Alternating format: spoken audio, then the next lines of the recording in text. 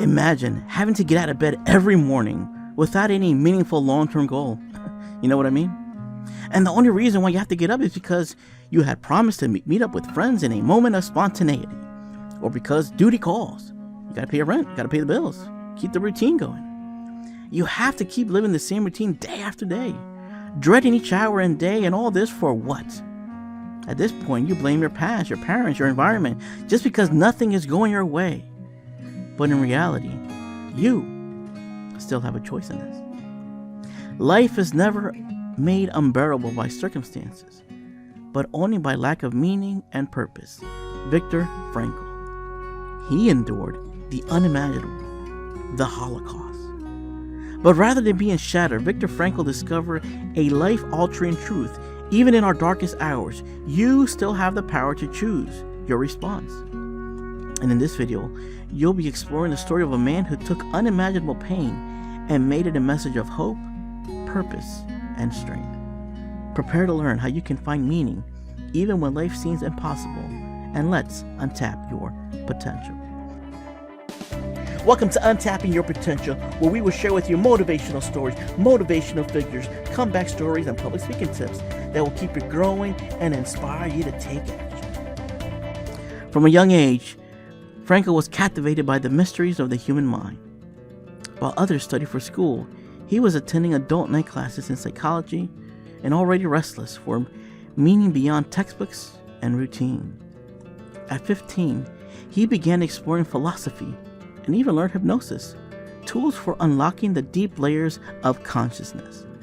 And by 18, he published his first article. And by 22, he was already lecturing in life's most profound questions. What gives our lives meaning? At just the age of 25, Frankl founded 3 youth counseling centers across Vienna during a time when teenage suicide surged around report card season.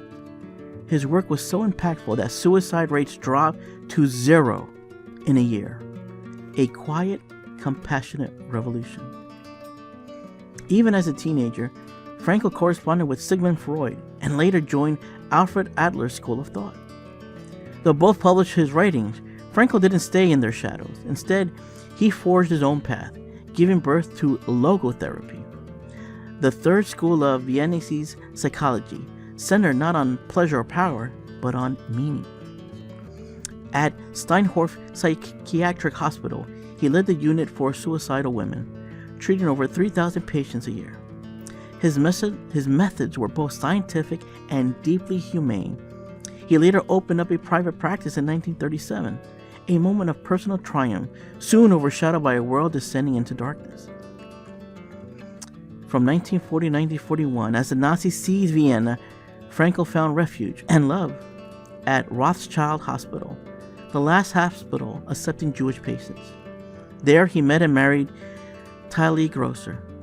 They were expecting a child when he was offered a visa to escape, but after seeing a fragment from a ruined synagogue, "Honor thy father and mother," he chose to stay. His visa expired, so he did not have a chance to leave. And Frankl not only sought to help his patients, but he also valued how much he learned from them. Frankl, his wife, and his family were deported to the Theresienstadt ghetto. And even amid hopelessness, he organized suicide prevention efforts, helping others hold on to the tiniest sparks of life. Over 3 years, he endured 4 concentration camps: Theresienstadt, Auschwitz, Kaufering III, and Trockenheim. He lost his parents, his brother, and his beloved wife. Only his sister survived in Australia. That everyone can be taken from a man, but one thing, the last of human freedoms, to choose one's attitude in any given set of circumstances, to choose one's own way. Frankl endured the devastating loss of many he held dear. Around him, he saw humanity hanging by a thread of desperation, prisoners who had lost hope to continue, guards who on occasion had glimmers of humanity in them, and few who still held on to thin strands of hope. However, amidst of all this despair, Frankl stood resolute on one very deep conclusion, that no matter how much hopelessness surrounded them, every individual had the ability to choose. the writing after the ruin. When he returned to Vienna, he had nothing but grief and a manuscript stolen in the camps, the seed of local therapy. And in 9 days of cathartic clarity, he rewrote his story. Man's search for meaning began as an anonymous release, but friends urged him to reveal himself. The book, born from the ashes, became a beacon to millions.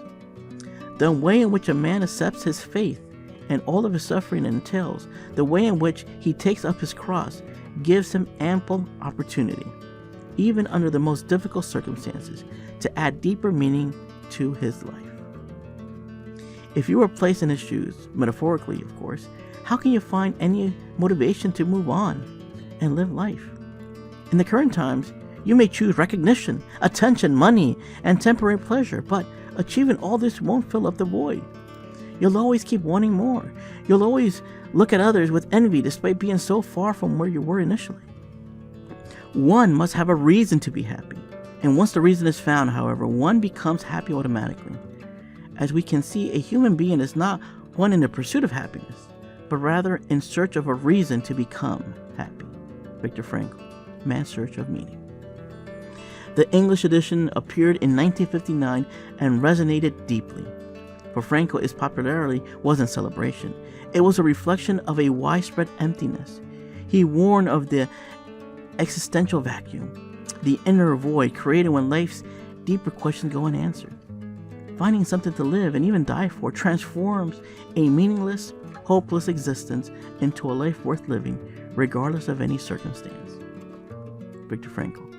Frankl concluded that there's always a reason to live, even in the worst conditions. There's always meaning in suffering. Frankl continued to teach across the globe, Harvard, Stanford, Vienna. He urged people to embrace responsibility and not chase happiness. That meaning, he said, was something to be lived, not given. He warned against reducing humans to victims of faith or biology, calling instead for a rehumanization of psychotherapy, one rooted in choice, purpose, and dignity. He never stopped climbing both mountains and life's deeper truths. In his later years, he even took up flying lessons. With his second wife, Ellie, he wrote 39 books. They had 1 daughter and 2 grandchildren. Frankl didn't just endure tragedy, he transcended it. His life, graved with suffering and meaning, is a testament to the proposition that even at our worst moments, we have the freedom to choose how we will respond, and through that decision, reestablish our meaning. Those who have a why to live can bear almost any how. Viktor Frankl. After surviving the unimaginable, Viktor Frankl saw humanity hanging by a thread in desperation. Inmates who lost hope to continue, guards who on occasion had glimmers of humanity in them, and a few who still held on to the thin strands of hope. However, amidst all this misery, Frankl stood firm on one very deep conclusion, that no matter how much hopelessness surrounded them, every individual could choose. Here's a couple life lessons that you can learn. 1, discover your why. 2, reframe your struggles. And 3, practice attitude awareness. When we are no longer able to change a situation, we are challenged to change ourselves. Viktor Frankl. Thanks for watching this video. How would you like to hear more motivational stories consistently? Do me a favor and support the channel by sharing and commenting below. And please make sure to like and hit that subscribe button to get the latest update. Soon, you will be on your way to feeling inspired.